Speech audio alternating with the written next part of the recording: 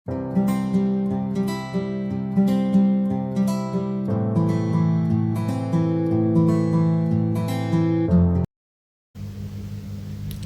नमस्ते, जय जोहार आप सभी को। आप सभी का स्वागत है आपके अपने यूट्यूब चैनल CGGS बाय श्रद्धा मैम में।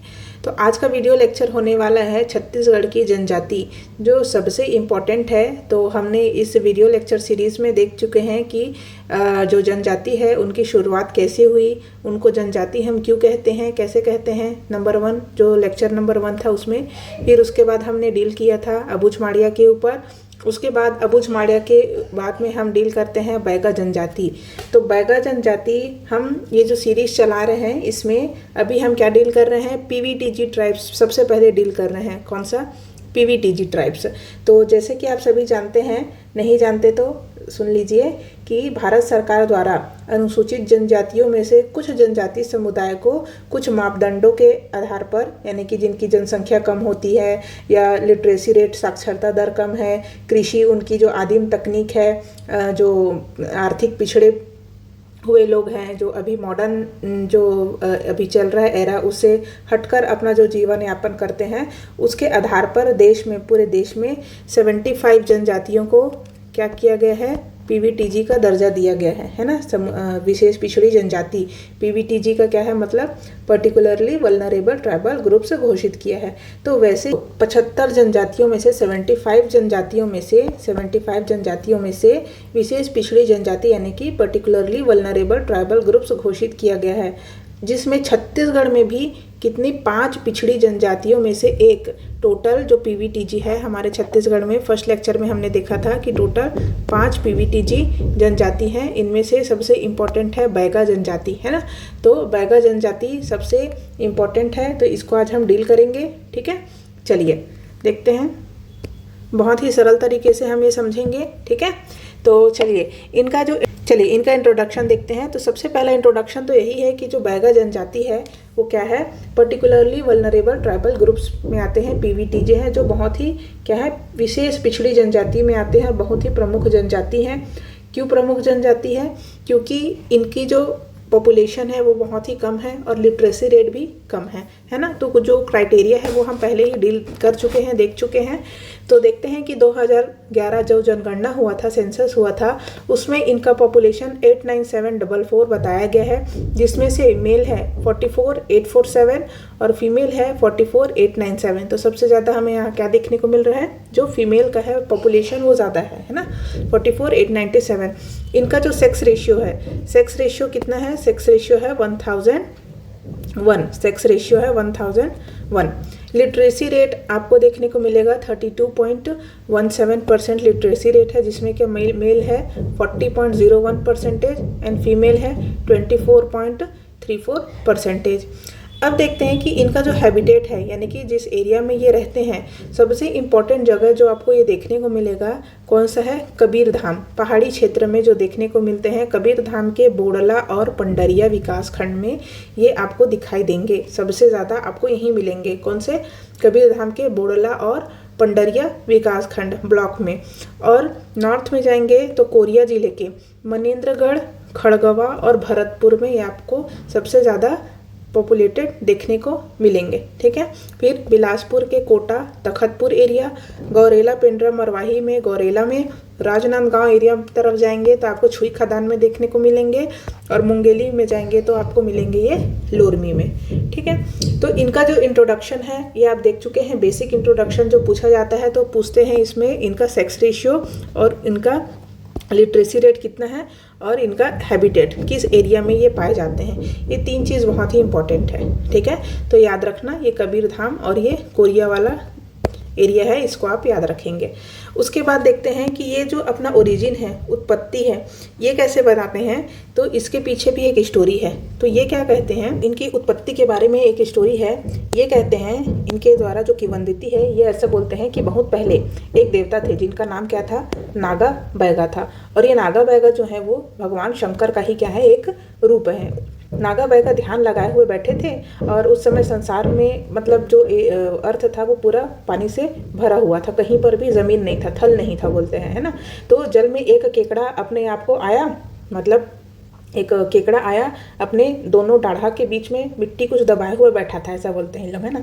तो उस समय वहाँ एक गिद्ध उड़ते हुए नीचे आया और केकड़ा से टकराकर वापस उड़ गया। तो गिद्ध के टकराने से जो केकड़ा के दाढ़े में रखी हुई जो मिट्टी थी, है ना, ध्यान लगाए हुए नागा बैगा के सामने में गिर गई, और नागा बैगा ने उस मिट्टी को जल में घोलकर फैला दिया। तो वह मिट्टी जो है, मतलब जहाँ पर वो मिट्टी फैल गया वह पृथ्वी बन गया, ऐसा ये कहते हैं। तो इस पृथ्वी पर नागा बैगा जो है, उन्होंने ही अपनी तपस्या द्वारा क्या किया, संतान का सृजन किया। तपस्या करके संतान का सृजन किया, और उसे कमाने के लिए कि जाओ भैया तुम्हारा जन्म हो गया है, ऐसा करके उसके हाथ में दे दिया क्या, बैल, कुदाली और गैती, ठीक है, और जाओ तुम क्या करो, खेती किसानी करो और अपना जीवन यापन करो। ऐसे करके इनके हाथ में क्या क्या दिए, बैल, कुदाली और गैती दे दिए। और वहीं से फिर ये क्या कहलाए, नागा बैगा की संतान क्या कहलाए, बैगा कहलाए, ठीक है। एक ही वंदित्य है, ऐसा स्टोरी ये लोग बोलते हैं अपने आप का, जो उनका ओरिजिन है वो, ठीक है। ठीक, अब आप इनके एरिया में जाओगे रहने के लिए, तो उनका जो रेसिडेंशियल विलेज होता है, ग्राम बसाहट होता है, वो कैसा आपको देखने को मिलता है। तो सबसे पहला जो इनका रेसिडेंशियल एरिया है वो पारा में डिवाइडेड रहता है, जैसे कि हम ए पारा वो पारा करते हैं ना, वैसे ही रहता है इनका बैगा पारा। तो जो पारा है, पारा में जो लोग रहते हैं वो या तो समूह में, ग्रुप में, गुच्छे में, या फिर अकेले भी कहीं कहीं पर आपको दिखाई देंगे। तो ज़्यादातर ये लोग आपको कैसे दिखेंगे, ग्रुप में रहते हुए दिखाई देंगे। इनका जो घर है वो ग्रुप में मिलेगा आपको, ठीक है। लकड़ी के खंभों एवं टहनियों से ये लोग क्या करते हैं, आंगन को घेर के रखते हैं, जिसे कहते हैं ये लोग बाड़ी। क्या कहते हैं, बाड़ी। अब देखिए, जैसे कि ये इनका घर है, ठीक है, यहाँ पर मान लो इनका घर है। अब घर के चारों तरफ ये ऐसे बाउंड्री लगाते हैं ना, जैसे हम भी गांव के घरों में देखते हैं कि बाउंड्री लगाते हैं, तो वैसे ये लोग क्या करते हैं, लकड़ी के खंभों से, यानी कि ऐसे ऐसे लकड़ी से बने हुए खंभे रहेंगे, गड़ा के रखेंगे। मतलब ये इनकी घर की क्या रहती है, बाउंड्री रहती है। और बीच में आपको देखने को मिलेगा इनका घर, जिसे इन लोग क्या कहते हैं, ये जो लकड़ी के खंभों या टहनियों से जो घेरे बनाते हैं, इसको इन लोग क्या कहते हैं, बाड़ी कहते हैं, ठीक है। उसके बाद इनके घर में जो मुख्य कक्ष होता है या मेन रूम रहता है, जैसे हमारे घर में भी रहता है क्या, मास्टर बेडरूम बोलते हैं ना, उसी को इन लोग क्या कहते हैं, बड्डे खोली। अब भाई मास्टर बेडरूम का मतलब ही क्या होता है, बड़ा सा रूम, तो इन लोग क्या कह देते हैं, उसको बड्डे खोली कहते हैं, ठीक है। उसके बाद देवी देवताओं का जो स्थान, छोटा सा पूजा का घर होता है, इसे इन लोग कहते हैं देवाला। देवी देवता रहते हैं इसलिए इनको बोल दिए देवाला, ठीक है। और बरामदा को कहते हैं परछी। हम भी कहते हैं गांव के घर में कि परछी है, ऐसा करके, है ना। तो बरामदा को कहते हैं इन लोग परछी। और सबसे इम्पोर्टेंट जो चीज़ है वो याद रखना, रसोई, खाना बनाने वाले जो किचन है, रसोई को इन लोग कहते हैं रांधड़ घर। देखिए छत्तीसगढ़ी में क्या कहते हैं, भात साग रांधना बोलते हैं, है ना। तो रांधड़, रांधड़ का मतलब ही क्या होता है, रांधना मतलब खाना बनाना। तो इन लोग क्या कहते हैं, उसको रांधड़ घर कहते हैं, किसको, रसोई को, ठीक है। इन्हीं रसोई के पास में है ना, जैसे ये बड़ा सा इनका कुछ हॉल जैसा है, यहीं पर रसोई एक कॉर्नर में रहेगा। इनके लिए अलग से घर नहीं रहता है, एक कॉर्नर में इन लोग बना के रखते हैं, ठीक है। यहीं पर आपको मिलेगा कौन सा, छोटा सा चबूतरा मिलेगा। छोटा सा चबूतरा ऐसे देखने को मिलेगा यहीं पर, जिसको ये लोग कहते हैं पढ़ेंदा। क्या कहेंगे, पढ़ेंदा, ठीक। इसी के ऊपर ये लोग यहाँ पर बर्तन रखते हैं, छोटे छोटे बर्तन रखते हैं। स्टैंड जैसा आपको देखने को मिलेगा, जिसमें ये लोग अपना सब जो पानी भरे हुए बर्तन रहते हैं उसको ये लोग रखते हैं, ठीक है। हवला को कहते हैं इन लोग कसेड़ी। हवला सब जानते होंगे आप लोग, हवला को कहते हैं कसेड़ी, पानी रखने के काम आता है। खाना पकाने के लिए जो बर्तन ये लोग यूज़ करते हैं उसे कहते हैं तबेला। क्या कहेंगे, तबेला, ठीक है। रोटी पकाने वाले का तवा, और चिमटी, चिमटे से जो यूज़ करके हम रोटी पकड़ते हैं वो है चिमटी। और इन्होंने जनरली आप देख सकते हो कि ये एक मुही चूल्हा, यानी कि जो मिट्टी से बना हुआ रहता है, एक मुही चूल्हा यूज़ करते हैं। एक मुही मतलब क्या है, ये इस टाइप का जो चूल्हा रहता है, इसको एक मुही चूल्हा ये लोग यूज़ करते हैं खाना बनाने के लिए, ठीक है। अब देखिए इनके 3 प्रकार के आवास, 3 प्रकार के घर आपको देखने को मिलेंगे। कौन कौन से घर हैं, खद्दर घर, बन खद्दर, भीठी घर, या इसको कहते हैं लाड़ी या नानक लाड़ी। मतलब ये जो है ना, ये जो 3 प्रकार के घर आपको देखने को मिल रहे हैं, ये घर बनाने की स्टाइल के बेसिस पे ये बनाते हैं। जैसे कि कुछ घर ऐसे देखने को मिल गए आपको, ये नॉर्मल जैसे हम बनाते हैं घर का डिज़ाइन बना दो, डायग्राम बना दो, ड्राइंग बना दो बोलते हैं, तो हम ऐसे जो घर बनाते हैं ना, ये एक प्रकार हो गया। दूसरा प्रकार क्या हो गया, ये वाला स्ट्रक्चर का हो गया, ये ऐसा घर जो बनाते हैं, ठीक है। और तीसरा स्टाइल कौन सा हो गया, ये ऐसा थोड़ा सा झोपड़ी वाला स्टाइल हो गया, ये ऐसा। तो ये 3 टाइप के घर हैं जो आपको देखने को मिलेगा, खद्दर घर, भिट्ठी घर या नानक लाड़ी। इसके बारे में डिटेल तो नहीं है, लेकिन आप समझ सकते हैं कि ये इस टाइप का जो डिज़ाइन स्ट्रक्चर है, इसी को ये लोग कहते हैं, ठीक है। अब ये जो पशुपालन करते हैं जैसे कि गाय भैंस बैल, तो इनके लिए जो घर बनाते हैं उसे ये कहते हैं कोठा। ठीक है, कोठा हम भी कहते हैं, छत्तीसगढ़ी भाषा में भी इसको क्या कहते हैं, कोठा ही कहा जाता है। कुछ लोग सुअर पालन करते हैं, तो सुअर पालन करने वाला जो घर रहता है उसको कहते हैं सूरा गुड़ा। सुअर को छत्तीसगढ़ी में क्या कहते हैं, सूरा, तो इसको कहते हैं सूरा गुड़ा। मुर्गी जो पालन करते हैं तो मुर्गी के लिए एक अलग से छोटा सा घर बनाए रहते हैं, उसको कहते हैं कुदरी। क्या कहते हैं, कुदरी। ठीक है, अब ये जो कृषि उपकरण है, जो ये लोग कृषि उपकरण यूज़ करते हैं उसे क्या क्या कहते हैं, देखिए, कुदड़ी, बेंचला, आरा, दतरी, गाड़ी, टांगी, छापी। ये बांस की एक टोकरी होती है, इसे कहते हैं इन लोग छापी। अनाज संग्रहण के लिए क्या क्या यूज़ करते हैं, जो बांस से बनी हुई रहती है उसे कहते हैं खुडरी। क्या कहते हैं, खुडरी। और ईंट से या मिट्टी से बनी हुई रहती है अनाज स्टोर करने के लिए, उसे कहते हैं कोटी। और पैरा से बनी हुई को कहते हैं इन लोग बखरा। ठीक है, तो ये एग्ज़ाम में अभी तक तो आया नहीं है, लेकिन आपको जानना ज़रूरी है अगर आप जनजाति के बारे में स्टडी कर रहे हैं तो। ठीक है, अब देख लिए कि कुछ जो जनजाति है, बैगा जनजाति है, वो लोग क्या करते हैं, एनिमल हस्बेंड्री करते हैं, है ना, पशुपालन करके अपना जीवन यापन कर लेते हैं। कुछ लोग शिकार करते हैं, तो शिकार करने के लिए ये जो उपकरण यूज़ करते हैं वो कौन सा करते हैं, धनुष बाण। धनुष बाण को ये कहते हैं धड़हू या पनिज धड़हू। पक्षी को कहते हैं इन लोग डोरा धड़हू या गुलेल से शिकार करते हैं। ठीक है, गुलेल से पक्षी को किससे मारेंगे, डोरा धड़हू या फिर गुलेल। गुलेल आप देखे होंगे कैसा रहता है गुलेल। गुलेल ये कुछ इस तरीके से रहता है, ये लकड़ी का बना रहता है और यहाँ पर इलास्टिक बंधा हुआ रहता है ना, यहाँ पर गोटी रख के मारते हैं। तो गुलेल से शिकार करते हैं किसका, पक्षी का।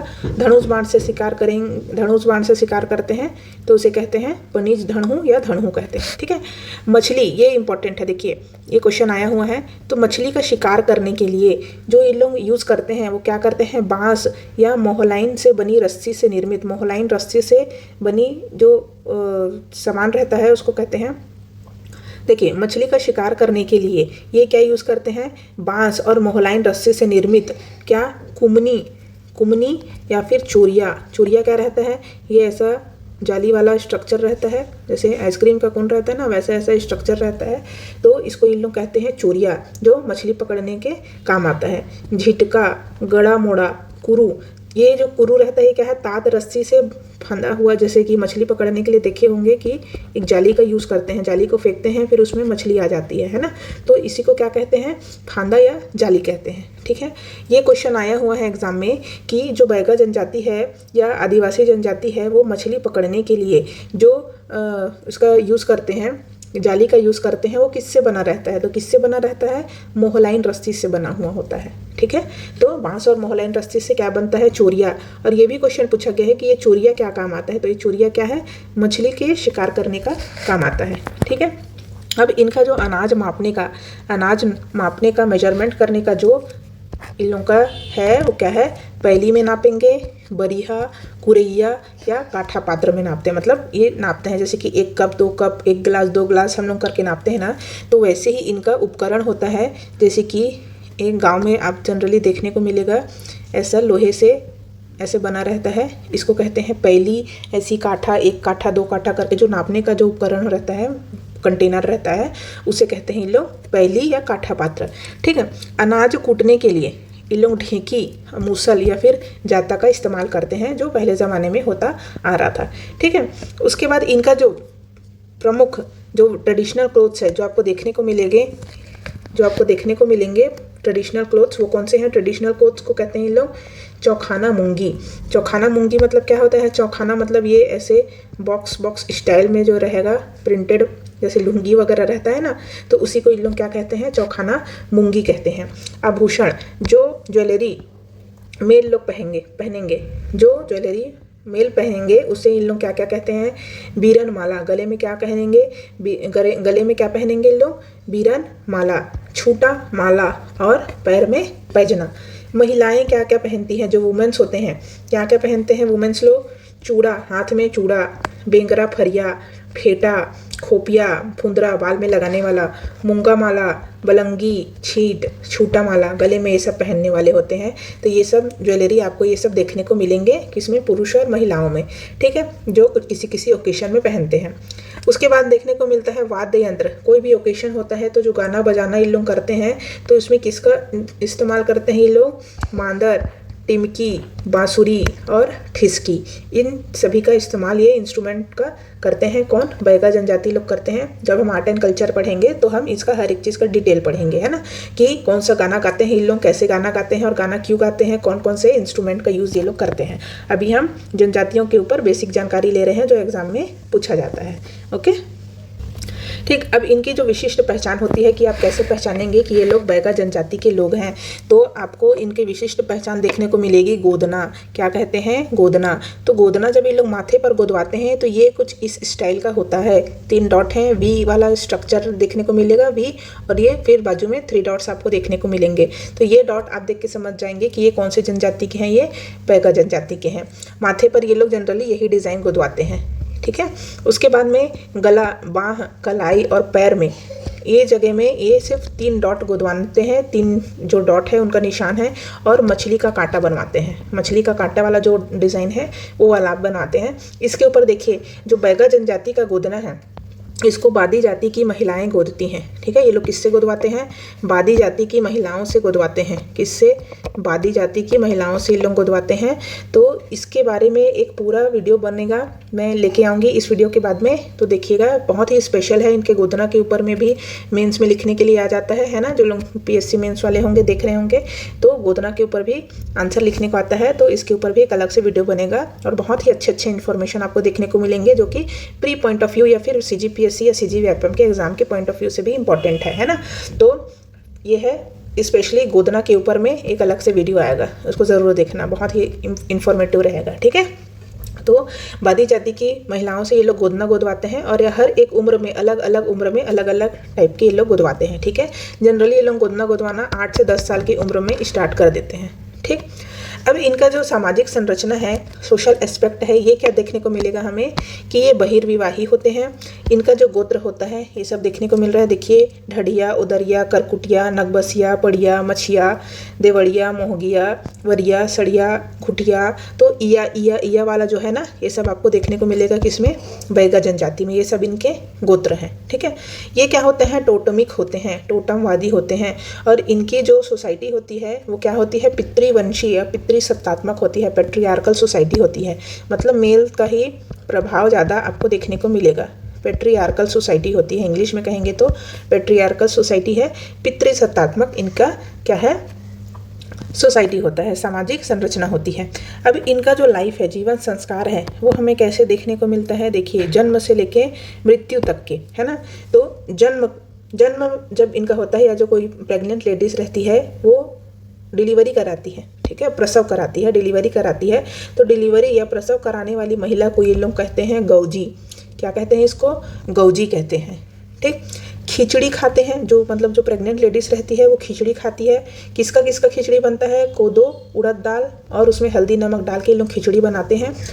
और सबसे स्पेशल चीज़ जो आपको देखने को मिलेगा, इनका जो बच्चे का जो नाल रहता है ना, जो छोटा बच्चा रहता है उसका नाल रहता है, ये लोग क्या करते हैं, जब उसका नाल हट जाता है जो पेट में रहता है, वो उसको घर के दीवार पर मिट्टी से छबाई करके दबा दिया जाता है, ठीक है। दीवार में ही उसको छबाई करके दबा दिया जाता है।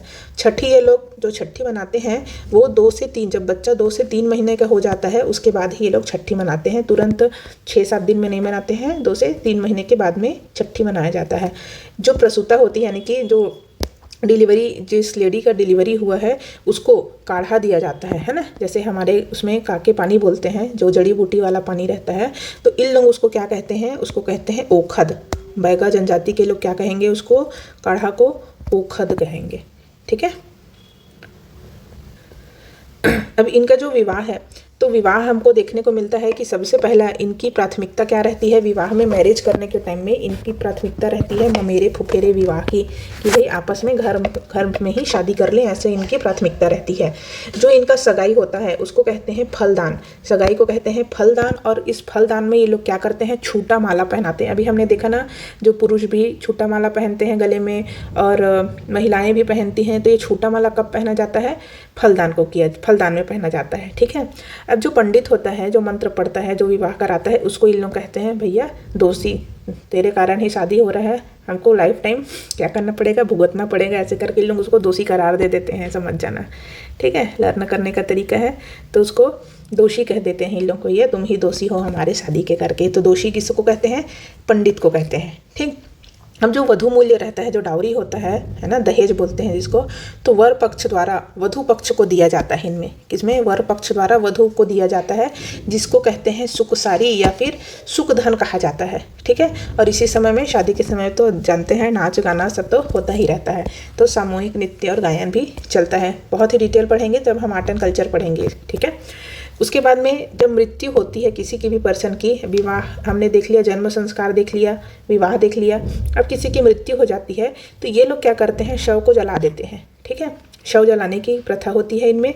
लेकिन आकस्मिक मृत्यु, अगर एक्सीडेंट से कोई मर गया या महामारी से मर गया, किसी बच्चे की डेथ हो गई, या जिसकी डेथ हुई है वो शादी नहीं हुआ है, या कोई गर्भवती महिला है, ऐसे तो इसको क्या करते हैं, ये लोग दफना देते हैं।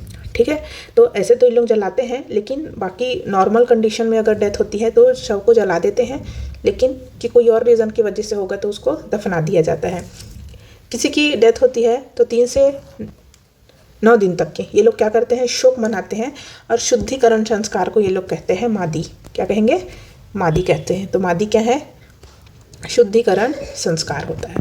ठीक, इनका जो आर्थिक जीवन है, इकोनॉमिक लाइफ है, कि ये अपना लाइफ कैसे जीते हैं। अगर हम इकोनॉमिक लाइफ देखें तो देखते हैं कि ये क्या करते हैं, मिक्स्ड काम करते हैं ना, मिक्स्ड है इनका इकोनॉमिक लाइफ। कैसे मिक्स्ड है, क्योंकि ये हम देख चुके हैं कि ये वनोपज संकलन भी करते हैं, जंगलों में जाके वनोपज संकलन करते हैं। कौन कौन से हैं, खुद के खाने के लिए जरिया, डौडची, गीड, बड़ाद, बोतरो, गोदला, झूरी भाजी, चरोटा, अमटा भाजी, ये सब ये लोग खुद खाने के लिए क्या करते हैं, यूज़ करते हैं। सबसे इम्पॉर्टेंट है कांदा, सबसे ज़्यादा जो वनोपज संकलन करते हैं कौन सा है, कांदा है। ठीक है, और बेचने के लिए तो इन लोग खुद ही खाते हैं, है ना, ये लोग खुद ही खाएंगे ये सब चीज़ें, लेकिन बेचने के लिए ये लोग क्या करते हैं, कलेक्शन, बेचते हैं किसको, महुआ और तेंदुपत्ता को।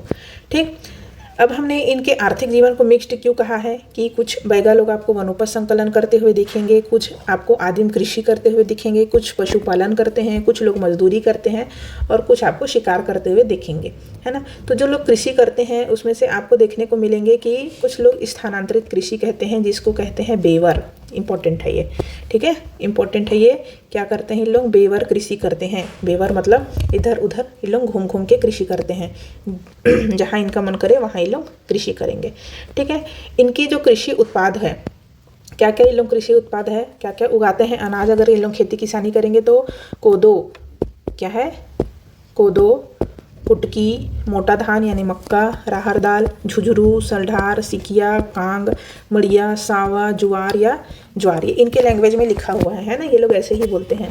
इनका जो धार्मिक जीवन है, रिलीजियस लाइफ है, तो सबसे पहले हर जनजाति में या हम किसी भी जाति के बारे में देखेंगे तो उनकी कुल देवी या देवता ज़रूर होते हैं, है ना। तो इनकी कुल देवी देवता कौन कौन है, रातमयी देवी, मसवासी माता, मरादेव, संवरादेव, बंधारी देव, राजनारायण देव, खूटपाट, चरवाहा या चरवाहीन, काड़ी, चरोखर, बहरवास। ठीक है, उसके बाद में नया गांव बसाते हैं इन लोग, उसको कहते हैं ढीह बैठाना। क्या कहेंगे इन लोग, ढीह बैठाना। नया गांव बसाने को कहते हैं ढीह बैठाना। अब इनका जो त्यौहार है ये देखिए अलग से लिखा हुआ है। इनका जो फेस्टिवल है, बैगा जनजाति का जो फेस्टिवल है वो कौन से महीने में क्या क्या मनाते हैं, तो सबसे पहले स्टार्ट करते हैं अक्ति में, गर्मी के दिनों में अक्ति में, मई के आसपास में ये लोग मनाते हैं बीज बोहनी। आषाढ़ में, जून में मनाएंगे इन लोग, जून जुलाई में हरेली। भादो अगस्त में मनाएंगे इन लोग बाल बंधन या देवली। कुंवार में मनाते हैं सितंबर के आसपास नवाखाई। ठीक है, कार्तिक में, अक्टूबर में मनाते हैं दिवाली, दिवाली को ही शायद दिवाली कहते हैं। माघ में मनाते हैं छेरता, और फागुन यानी मार्च में मनाते हैं लोग फागुन त्यौहार। ठीक, ये इंपॉर्टेंट है, ये सब लर्न कर लेना, और आर्ट एंड कल्चर में हम डिटेल में पढ़ेंगे ये सब के बारे में। ठीक है, अब इनकी न्याय व्यवस्था की जो हम बात करते हैं, इनकी सोसाइटी में जो इनका जुडिशरी होता है वो क्या रहता है, पंचायत का प्रमुख रहता है पटेल, है ना। सामाजिक स्तर में कौन रहेगा इनका पंचायत प्रमुख, पटेल होता है। और ये जो पटेल है ना, ये क्या है, वंशानुगत पद है, यानी कि अगर पटेल का बेटा, पटेल को कुछ हो गया तो उसका जो वंशज रहेगा वही पटेल बनेगा, ग्राम पटेल बनेगा, ठीक है। तो सामाजिक स्तर पर पटेल होता है, ग्राम पंचायत या ग्राम पंचायत स्तर पर या फिर उसका वंश ना हो, पटेल का वंश ना हो तो कहते हैं उसको राजा, ठीक है। ये है ग्राम पटेल, ग्राम स्तर पर रहेगा तो उसको कहते हैं ग्राम पटेल, सामाजिक स्तर पर रहेगा तो उसको सिर्फ कहते हैं पटेल, ठीक है। इनमें महिलाओं की भागीदारी नहीं होती है, इम्पॉर्टेंट है। जो न्याय व्यवस्था है इसमें, क्योंकि हम देखें कि इनकी सोसाइटी कैसी होती है, पेट्रियार्कल होती है, पितृसत्तात्मक होती है, तो आपको महिलाओं की भागीदारी इसमें जनरली देखने को नहीं मिलेंगी। इनकी जो लोक परंपरा है, हमको क्या देखने को मिलता है, ये लोग क्या करते हैं, नित्य लोकगीत का अभ्यास करते रहते हैं, अलग अलग वाद्य यंत्र का यूज़ करके, है ना। तो हरेली से लेके दशरेली नाच, ये लोग क्या करते हैं, हरेली से यानी कि दशहरे तक के, ये लोग 1 महीने तक के क्या करते हैं, लोकगीत का अभ्यास करते हैं और एक गांव से दूसरे गांव में जा जाकर ये लोग गाना बजाना, डांस करते हैं, नृत्य करते हैं, ठीक है। जो हरेली से दशरेली तक के चलता है, जिसको कहते हैं हरेली से दशरेली नाच। अब ये लोग जो गीत गाते हैं, लोकगीत, कौन कौन सा गीत है, रीना गीत, राय रीना, कर्मा, झपेटा कर्मा, झूलनी पार, झरपट नृत्य, ढोल नाच, दधरिया और गीतकारी गीत। हर ये डांस का हम देखेंगे डिटेल्स बाद में, ठीक है। तो ये रहा आपका बैगा जनजाति। आई होप आप सभी को समझ में आ गया होगा। तो इसमें जो मेन पॉइंट है, जो एग्ज़ाम पॉइंट ऑफ व्यू से इम्पोर्टेंट है, वो हमने देख लिया है, किसके बारे में, बैगा जनजाति के बारे में। अगर आपको ये वीडियो लेक्चर पसंद आया होगा तो काइंडली लाइक, शेयर और सब्सक्राइब कर दीजिए और कमेंट करना ना भूलें कि तो आप कमेंट करेंगे, मुझे बताएंगे कि आपको वीडियो कैसा लग रहा है, तब हमें भी समझ में आएगा कि हाँ, हमें कुछ चेंजेस लाने की ज़रूरत है, कि हाँ जो हम चल रहे हैं वो सही है, ठीक है, आपको पसंद आ रहा है करके। इसलिए आप लोग कमेंट ज़रूर किया, अच्छा है तो अच्छा है बोलिए, अच्छा नहीं है तो अच्छा नहीं है बोलिए, है ना, मुझे एटलीस्ट पता तो चले, ठीक है। तो चलिए इस वीडियो लेक्चर को हम इतना ही रखते हैं। आई होप आप सभी को बैगा जनजाति के बारे में जो बेसिक चीज़ें हैं वो समझ में आ गई होंगी। और नेक्स्ट वीडियो लेक्चर में हम इनके गोदना के बारे में पढ़ेंगे, फ़ोटो के साथ में देखेंगे तो हमें और अच्छे से समझ में आ जाएगा, ठीक है। चलिए, थैंक यू।